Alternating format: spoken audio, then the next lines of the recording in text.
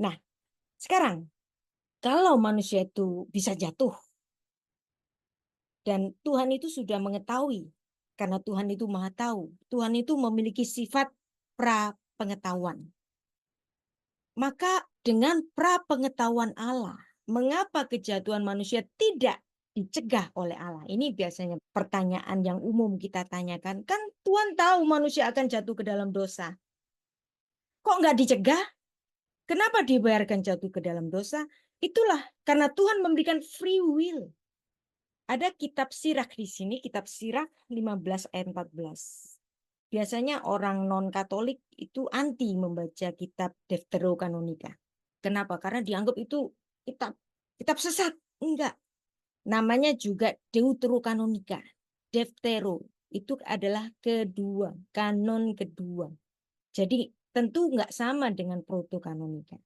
Tapi ada banyak hal, ada banyak hikmat yang dapat kita dapatkan dalam kitab-kitab Deuterokanonika dari sisi hikmat dan dari sisi sejarah, ya.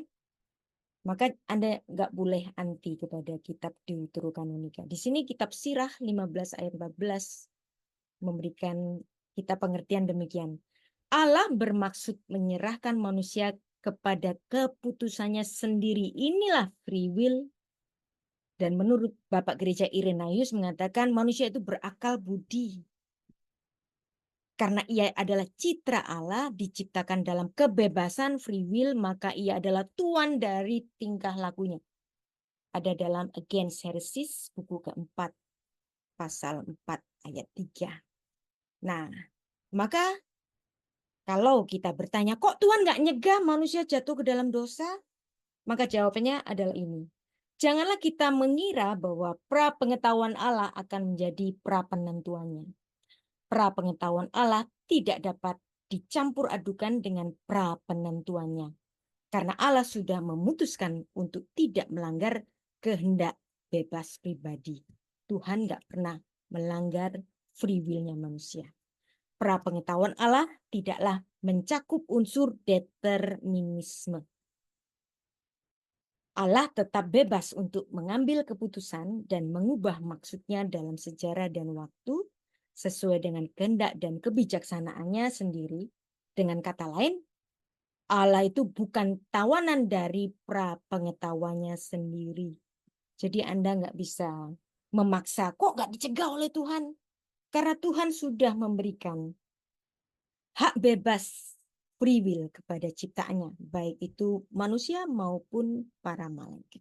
Nah, sekarang kita masuk kepada free will. Nanti secara lengkap Anda nanti bisa membaca dalam laman sarapan pagi Biblika, free will, kehendak bebas, ya. Nanti Anda bisa baca di situ. Jadi free will adalah kehendak bebas yang dianugerahkan Tuhan, maka manusia itu boleh memilih, bebas memilih untuk taat dan tidak taat. Ya, bebas. Dan inilah yang membuat Tuhan tidak mencegah manusia jatuh ke dalam dosa. Dan seperti yang tadi dikatakan oleh Bapak Gereja Irenaeus, Tuhan menciptakan manusia sebagai makhluk yang berakal budi dan telah memberi kepadanya martabat sebagai pribadi yang bertindak seturut kehendaknya sendiri dan menguasai segala perbuatannya. Karena manusia diciptakan dalam selem demutnya Elohim, gambar dan rupanya Allah, maka ada akal budi, ada free will, manusia bisa menciptakan sesuatu, manusia bisa menentukan nasibnya sendiri, memilih ini dan memilih itu, atau menolak ini, atau menolak itu. Dengan kehendak bebas ini Allah sungguh menghargai manusia yang diciptakan dalam gambar dan rupanya sendiri. Allah punya kehendak, ciptaannya punya kehendak.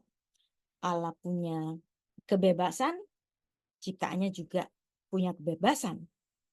Sejak semula manusia diberi hak untuk memilih. Manusia itu bukan robot. Dan Allah itu bukan diktator. Dan sejak perjanjian lama, Tuhan mengatakan kamu nggak mau sih. Nah, artinya mau di sini apa? Itu adalah kehendak dari manusia yang tetap dihormati oleh Tuhan. Mau apa enggak? taat atau tidak. Dalam diri manusia ada dua kekuatan yang berkuasa di dalam dirinya, yaitu Yetzer hara. Ra ini artinya jahat. Anda tahu kata huru hara. Nah, haranya itu sama dari sini. Huru hara. Ada hal yang kekacauan terjadi atau kerusakan terjadi, huru hara. Nah, ini Yetzer hara. Yetzer hara itu artinya kecenderungan berbuat jahat. Ini adalah sifat dari Adam yang kita warisi dari Adam setelah dia jatuh ke dalam dosa. Tetapi ada satu hal yang menarik. Ada kecenderungan berbuat baik, yaitu Yetzer hatov. Ini adalah karunia dari Tuhan.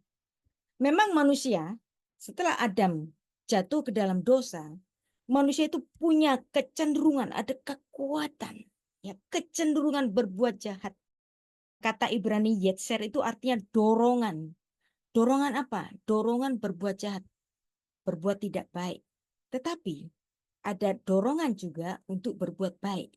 Nah, kalau Anda memiliki keinginan yang jahat dan Anda semai dengan Yetzer hara Anda, maka dosa itu akan terjadi. Dan Yetzer hara ini dimiliki oleh manusia sejak dia ada di kandungan ibunya. Maka Alkitab perlu menyatakan suatu warning, dosa sudah mengintip di depan pintu. Namun sebagai bayi tentu saja dia belum berbuat dosa, tapi kecenderungan Yetzer hara ini sudah ada di dalam dirinya. Contohnya apa? Bapak dan ibu itu nggak akan pernah ngajarin anaknya itu berbohong. Tetapi bapak ibu pasti satu saat akan terheran-heran melihat anak kita yang bisa berbohong dengan sendirinya. Contoh yang sering kali saya kasih itu misalnya ada anak kecil namanya David. David nggak boleh makan permen banyak-banyak. Sehari satu saja kata mamanya. Nah, hari ini kasih satu, besok kasih satu, lusa kasih satu. Suatu hari David pengen makan permen lebih dari satu. Dan David tahu di mana mamanya itu taruh permennya. Taruh di lemari. Agak di atas. Maka kemudian dia ambil kursi, dia berjinjit, ngambil tempat permen itu, dia makan. Nah, mamanya ingat, tadi 10, kok sekarang jumlahnya jadi 7. Kemudian mamanya tanya ke David, David, kamu tadi ngambil permen ya? Terus David dengan tanpa diajari oleh ibunya, dia ngomong sama mamanya, enggak, sambil mulutnya itu penuh dengan permen. Nah, disitulah seorang tua akan terheran-heran melihat anaknya nggak usah pakai diajarin berbohong, dia bisa berbohong dengan sendirinya. Dari mana dia mengerti berbohong? Karena ada Yetzer hara, kecenderungan berbuat jahat di dalam dirinya. Nah, Yetzer hara ini equal dengan istilah Latin mens rea, niat jahat, niat perbuatan jahat. Nah, kalau niatnya itu tidak disemai, ya nggak terjadi. Tapi kalau niatnya itu disemai, maka terjadi. Nah, seandainya itu tidak disemai dan ada kecenderungan berbuat baiknya itu jauh lebih kuat, maka perbuatan jahat itu tidak terjadi. Seandainya Yetzer hatov, dorongan perbuatan baiknya itu lebih lemah, maka perbuatan jahat itu terjadi. Jadi manusia maupun malaikat memiliki free will untuk taat, free will untuk tidak taat, free will untuk bertobat, dan Tuhan memberikan waktu kepada kita mau taat, mau tobat atau enggak. Seperti yang dituliskan dalam Wahyu 2 ayat 21. Dan bahkan ketika Tuhan Yesus menangisi Yerusalem. Ini Tuhan Yesus nangis benar-benar, bukan sandiwara, ya. Karena Tuhan betul-betul memberikan free will kepada manusia. Kamu mau taat, kamu mau bertobat atau enggak? Ketika Tuhan melihat Yerusalem enggak mau bertobat, dan Tuhan berseru mengenai pertobatan, tetapi berkali-kali kamu enggak mau. Aku rindu mengumpulkan anak-anakmu sama seperti induk ayam mengumpulkan anak-anaknya di bawah sayapnya, tetapi kamu tidak mau. Nah, di sini. Dan kemauan ini nggak dipaksa oleh Tuhan. Itu namanya free will. Manusia bisa menolak. Yohanes 5 ayat 40 juga menuliskan hal yang sama. Namun kamu tidak mau datang kepadaku untuk memperoleh hidup itu. Tuhan Yesus memberikan karunia kehidupan, tapi manusia bisa menolaknya. Inilah free will yang tetap dihormati oleh Tuhan. Ada satu kisah yang sangat melibatkan free will, yaitu sikap dari seorang laki-laki yang gentleman. Dia adalah Yusuf, suami Maria. Ketika mereka sudah dipertunangkan, dan hukum pertunangan dalam tradisi Yahudi itu sama kuatnya dengan hukum pernikahan itu sendiri, walau belum hidup serumah sebagai suami istri. Dan ketika tahu bahwa tunangannya itu hamil dan itu bukan benih dari dirinya, free will Yusuf itu tidak mau mempermalukan Maria. Ini free will-nya sendiri, nggak ada yang nyuruh. Maka dia kemudian ingin menceraikan tunangannya ini secara diam-diam. Nah, ini free will, nggak ada yang nyuruh, ya kan? Jadi ini adalah satu kemauan free will yang ada di dalam diri setiap orang. Manusia diberi kebebasan untuk menerima atau tidak menerima. Yusuf tidak menerima keberadaan tunangannya yang tiba-tiba hamil. Tapi dia tidak ingin mempermalukan tunangannya itu. Maka dia mau menceraikan secara diam-diam. Tapi ketika Yusuf itu mempertimbangkan maksudnya, maka malaikat hadir memberikan pengertian kepada Yusuf ini. Tapi bukan memaksa juga.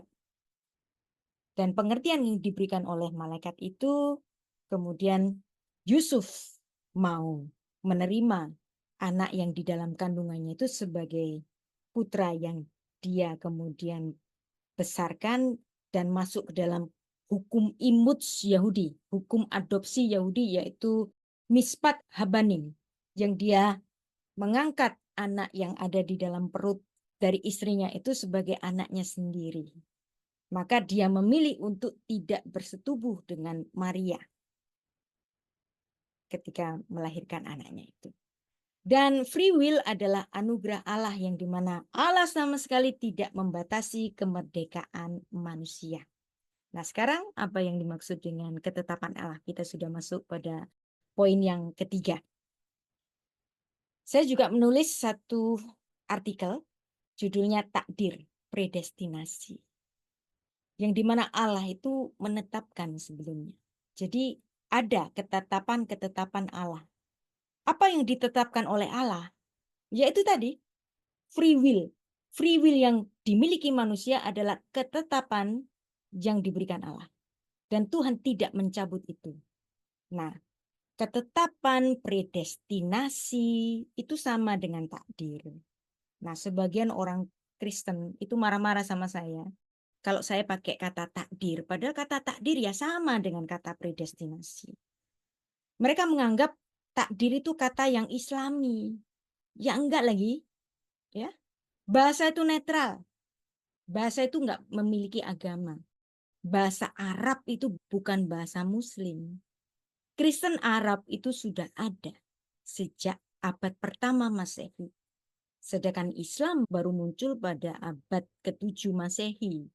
Jadi Anda nggak perlu anti dengan istilah-istilah Arab. Karena bahasa Arab, bahasa Ibrani, bahasa Aram adalah bahasa serumpun, sister language. Maka ada banyak sekali istilah-istilah yang mirip dengan bahasa Ibrani dengan bahasa Arab. Nah, takdir itu berasal dari bahasa Ibrani. Dari kata kadar yang kemudian ada awalan preposisi taf menjadi takdir. Nah, jadi kata kadar kemudian ada bentuk infinitifnya itu likdor. Nah, ini kadar ini artinya potter, penjunan, pembuat tembikar. Jadi Tuhan itu seperti seorang kodar, seperti penjunan yang membentuk sesuatu sesuai kehendaknya. Jadi kalau ada sesuatu yang terbentuk, yang sudah ditetapkan, ini adalah ketetapan Allah sebagai seorang penjunan, maka muncul kata takdir. Jadi kata takdir adalah kata-kata yang alkitabiah. Dan ini menjadi satu riset dalam buku saya yang terbaru, yaitu buku The Hidden Hebrew in Indonesia. Banyak sekali kata-kata dalam bahasa Indonesia itu mirip dengan bahasa Ibrani. Karena bahasa Ibrani mirip dengan bahasa Arab, dan banyak sekali kata-kata dalam bahasa Arab yang diserap ke dalam kosakata bahasa Indonesia. Kenapa? Karena bahasa Ibrani berasal dari Eber, yang dimana Eber itu melahirkan Yoktan dan Pelek, dan kemudian Yoktan melahirkan bangsa Arab, kemudian Pelek melahirkan bangsa-bangsa Ibrani lainnya. Dari Ibrahim muncul Ishak, muncul Yakub, muncul bangsa Israel, dan Bapak Abraham juga melahirkan Ismail, dan kemudian Ismail beranak pinak dengan keturunan Yoktan. Maka inilah yang membuat bahasa Ibrani, bahasa Aram, bahasa Arab itu menjadi mirip karena sister language. Dan ada banyak sekali serapan-serapan bahasa Arab ke dalam bahasa Indonesia yang mirip dengan bahasa Ibrani. Dan kata takdir ini, predestinasi, bahasa Yunaninya itu horizo, artinya menetapkan, menentukan, menakdirkan. Nah, apakah ada takdir? Ada. Saya percaya ada takdir. Salah satunya, sosok yang ditakdirkan Allah adalah Yesus Kristus. Yesus Kristus dibentuk oleh Bapaknya. Dia mengirimkan putranya yang tunggal untuk menjadi sang penebus dosa. Lukas 22 ayat 22. Sebab anak manusia memang akan pergi seperti yang telah ditetapkan, seperti yang telah ditakdirkan. Dari kata horizo di sini. Yesus ditakdirkan. Ada sebagian orang yang ditakdirkan. Contohnya siapa? Samuel, Musa, Daud. Orang-orang pilihan ini tentu saja ditakdirkan Allah untuk menjadi orang-orang penentu yang akan meneruskan janji-janji Allah yang dimana Tuhan sudah berjanji dalam Kejadian 3 ayat 15 proto evangelion, yang dimana Tuhan itu akan mengirim sang pemberes dosa. Maka di dalam sejarah manusia sepanjang sejarah Israel ada orang-orang yang ditentukan Allah untuk menurunkan Allah yang inkarnasi, yang dimana Allah yang inkarnasi ini lahir melalui bangsa Israel. Nah, itu namanya penentuan. Ada banyak juga kata proerizo juga ya. Kata proerizo itu juga dalam artian predestinasi, penentuan Allah, takdir ya. Jadi Anda nggak usah baper dengan kata takdir, nggak usah marah-marah sama saya. Ini bukan kata Islam, bukan. Ya, ini adalah istilah yang juga ada di dalam Alkitab dari kata kadar, Allah sang penjunan. Ada takdir yang saya sukai. Takdir dari Allah yang Tuhan berikan kepada semua manusia. Apa takdir Allah yang diberikan kepada semua manusia? Yaitu hati nurani. Yetzer hatov, kecenderungan berbuat baik. Semua orang, you name it, entah dia seorang penjahat, entah dia seorang pelacur, entah dia pendosa apapun, mereka punya hati nurani. Sejahat-jahatnya manusia, dia punya naluri kebapaan, dia punya naluri keibuan, itulah hati nurani. Seorang penjahat yang kelas kakap sekalipun, satu saat Tuhan akan menghukum penjahat itu dengan hati nuraninya sendiri. Karena hati nurani, kecenderungan berbuat baik, ini reserve dari Tuhan. Jadi semua orang jahat pun ditakdirkan oleh Allah untuk memiliki hati nurani. Nah, hati nurani dalam bahasa Ibrani modern itu matspun. Matspun itu berasal dari kata matspen. Matspen itu adalah kompas. Maka hati nurani itu adalah kompas bagi jiwa. Kalau jiwa Anda tersesat, maka hati nurani yang ada di dalam diri kita masing-masing sebagai kompas. Ya, untuk menghalau orang itu untuk melenceng lebih jauh. Nah, masalahnya, dia mau pakai kompasnya atau tidak? Dia mau mendengar Yetzer Hatovnya atau tidak? reserve yang dari Tuhan ini dipakai atau tidak. Nah, ini adalah ketetapan Allah yang dimana setiap manusia memiliki kecenderungan berbuat baik. Itu sebagai kompas, matspun bagi jiwa. Maka hati nurani dalam bahasa Ibrani itu adalah matspun atau yetzer hatov. Manusia, siapapun dia, agama apapun, nggak perlu orang Kristen, baik itu orang Buddha, orang Hindu, bahkan seorang ateis sekalipun, dia bisa berbuat baik.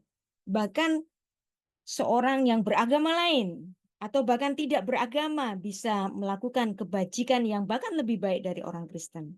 Karena seperti yang ditulis dalam Mika 6 ayat 8, setiap manusia itu punya hati nurani. Hai manusia, telah diberitahukan kepadamu apa yang baik dan apakah yang dituntut Tuhan daripadamu selain berlaku adil, mencintai, kesetiaan, dan hidup dengan rendah hati di hadapan Allahmu. Jadi manusia, siapapun dia, dari suku bangsa apapun, dari agama apapun, dari latar belakang apapun, entah dia ateis sekalipun, dia bisa berlaku adil, bisa mencintai kesetiaan, keadilan, bisa rendah hati. Kenapa? Karena Tuhan memberikan reserve di dalam dirinya, yaitu apa? Hati nurani. Yetzer hatov. Nah, inilah kemuliaan dari manusia yang diberikan Allah supaya manusia bisa mendengar suara hatinya. Dalam bahasa Yunaninya itu suneidesis. Dan ini kebajikan yang dimiliki oleh setiap manusia. Dan hati nurani ini adalah karunia universal. Maka oleh karena hati nurani, bangsa-bangsa yang enggak punya Torah, hati nuraninya itu akan menjadi Torah bagi dirinya sendiri. Seperti yang ditulis dalam Roma 2 ayat 14-15. Apabila bangsa-bangsa lain yang tidak memiliki hukum Taurat oleh dorongan diri sendiri, dorongan yetzer tadi, melakukan apa yang dituntut hukum Taurat, walaupun mereka tidak memiliki hukum Taurat, mereka menjadi hukum Taurat bagi diri mereka sendiri. Nah, jadi bangsa-bangsa yang nggak punya Taurat, nggak pernah dengar Taurat, punya Tauratnya sendiri melalui karunia universal yaitu hati nurani. Dan Tuhan Yesus pernah menghukum manusia dengan hati nuraninya. Kapan itu? Ketika Tuhan Yesus sedang digoda oleh para ahli Taurat dan orang-orang Farisi. Gimana sih kalau Tuhan Yesus itu menghadapi seorang pezina? Menarik di sini. Perempuan berzina diperhadapkan dengan Tuhan Yesus dalam Yohanes 8 ayat 2-11. Pagi-pagi benar ketika Tuhan Yesus berada di dalam bait Allah, ya, Tuhan Yesus seorang rabi legitimate, maka dia bisa mengajar di bait Allah, dia duduk mengajar mereka, maka ahli-ahli Taurat dan orang-orang Farisi membawa kepadanya seorang perempuan yang kedapatan berbuat zina. Mereka menempatkan perempuan itu di tengah-tengah lalu berkata kepada Tuhan Yesus, Rabi. Nah, artinya Yesus adalah Rabi betulan. Perempuan ini tertangkap basah ketika ia sedang berbuat zina. Musa dalam hukum Taurat memberitakan kita untuk melempari perempuan-perempuan yang demikian. Apakah pendapatmu tentang hal itu? Ya, mereka mengatakan itu untuk mencobai Tuhan Yesus. Tuhan Yesus kan Allah yang inkarnasi. Dia sang pembuat hukum itu. Dia dicobai dengan hukumnya sendiri. Ya. Ketika mereka terus-menerus bertanya-tanya, maka dia bangkit berdiri, lalu berkata kepada mereka, barang siapa di antara kalian tidak berdosa, hendaklah ia yang pertama melemparkan batu terlebih dahulu. Nah, ini Tuhan sudah menempelak mereka dengan hati nuraninya. Lalu Tuhan membungkuk menulis di tanah. Tapi setelah mereka mendengar perkataan itu, pergilah mereka seorang demi seorang mulai dari yang tertua. Akhirnya tinggallah Tuhan Yesus seorang diri dengan perempuan itu tetap di tempatnya. Nah, kenapa Tuhan Yesus tidak mau merajam perempuan ini? Kan katanya dia sudah kedapatan nih. Saksi sudah lebih dari satu nih. Saksi kan nggak boleh satu, saksinya banyak nih. Perempuan itu berzina, tapi kenapa Tuhan Yesus tidak mengiyakan penghukuman rajam kepada perempuan itu? Karena apa yang diajukan oleh para ahli Taurat tadi itu tidak memberikan partner jinahnya. Karena perempuan itu sendiri, lakinya yang mana? Nah, menurut Imamat 20 ayat 10, maka harus ada laki-lakinya dan perempuannya. Nggak boleh seorang perempuan saja. Maka ada kesalahan prosedur dari para ahli Taurat tadi. Dan ada juga ketentuan penghukuman rajam itu nggak boleh dilakukan di antara orang Israel di dalam kota. Harus di luar pintu gerbang. Dan harus juga ada laki-lakinya, mana partnernya. Nah, jadi dalam kasus ini, di dalam kisah Yesus dan perempuan berzina itu tidak ada satupun yang di antara mereka berani menjadi saksi siapa partnernya, ya kan? Mereka hanya menuduh ini saja, perempuan itu saja. Dan nggak bisa penghukuman itu ada di dalam kota, harus di luar kota. Maka kemudian Tuhan Yesus sebagai Sang Firman, ya, Tuhan Yesus kan disebut sebagai Sang Firman, Hologos. Maka kemudian dia menulis di tanah. Kira-kira apa sih yang ditulis di tanah itu? Saya percaya karena dia adalah Sang Firman, dia memiliki sifat maha tahu, dia mengetahui sifat munafik dari para orang-orang yang sedang mencobai dia itu dengan mengetuk Yetzer Hatov, hati nurani dari orang-orang yang sok saleh itu tadi. Dan tulisan Tuhan Yesus ini bisa dibaca oleh siapapun yang membacanya. Misalnya di antara para penuduh itu ada yang bernama Simeon, maka Simeon bisa membaca daftar seluruh dosanya, terutama yang dosa-dosa yang bersifat melanggar hukum ketujuh, yaitu dosa susila, maka dia bisa membaca seluruh dosanya.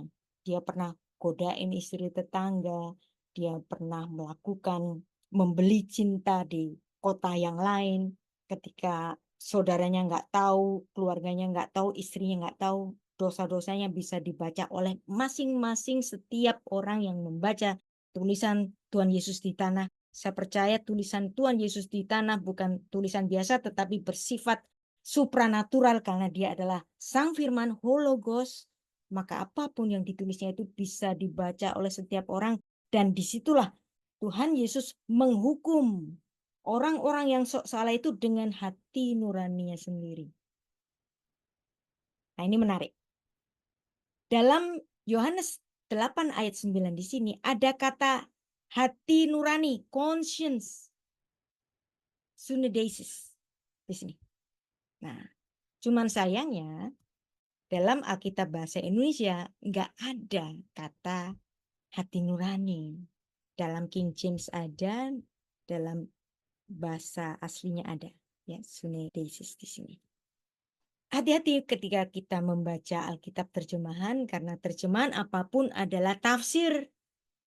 Terjemahan itu tafsir terpendek. Maka kalau Anda sebagai seorang pengkhotbah mengkhotbahkan satu firman yang sudah diterjemahkan, maka Anda menafsirkan tafsirnya dua kali. Yohanes 8 ayat 9 di sini tidak menyertakan hati nurani, padahal di sini ini adalah momen di mana Tuhan Yesus menghukum manusia melalui hati nuraninya sendiri, karena hati nurani itu reserve yang diberikan oleh Tuhan, yang dimana seseorang itu bisa disadarkan oleh ketukan hati nuraninya sendiri, suara hatinya, ya. Syam'u belibam, mereka mendengar suara hati mereka sendiri. Dan inilah momen di mana Tuhan Yesus menghakimi manusia dengan hati nurani. Nah, mungkinkah kita ada di antara orang-orang yang jahat, sedemikian jahat? Nanti tunggu Tuhan akan menghakimi kita dengan hati nurani kita masing-masing. Karena itulah reserve yang diberikan oleh Tuhan yang kita bisa masuk ke dalam momen pertobatan. Dan ketika bertemu dengan perempuan itu, di manakah orang-orang yang menuduh kamu? Apakah mereka tidak menghukum kamu? Lalu perempuan itu mengatakan, tidak ada Tuhan. Lalu Tuhan Yesus mengatakan, aku pun tidak menghukum engkau. Pergilah dan janganlah berbuat dosa lagi. Di sini pun Tuhan Yesus menggunakan hati nurani yang ada pada perempuan asusila ini. Dengan hati nuraninya, dia dimungkinkan untuk bertobat. Nah, jadi inilah penerapan hati nurani dengan free will, tanpa kesombongan. Dan ketika hati nurani kita bekerja, maka kesombongan kita akan terkikis. Dan hati nurani ini adalah reserve dari Tuhan. Kenapa orang bisa sombong? Karena free will. Kenapa orang bisa bertobat? Karena hati nurani yang diberikan oleh Tuhan sebagai reserve, sebagai kompas bagi jiwa ketika kita tersesat. Supaya sesatnya jangan jauh-jauh amat, maka hati nurani itu kemudian mengetuk. Stop. Nggak boleh. Nah, seringkali kita juga ingin melakukan hal yang nggak baik, maka kemudian ada dorongan untuk tidak melakukannya. Maka itulah reserve yang dilakukan oleh Tuhan. Maka pergunakan hati nurani kita dalam free will kita. Nah, itu adalah bahasan yang sudah saya share. Mungkin kita bisa bertanya jawab. Saya kembalikan kepada Ibu Moderator, Ibu Sola Gracia. Tuhan Yesus memberkati.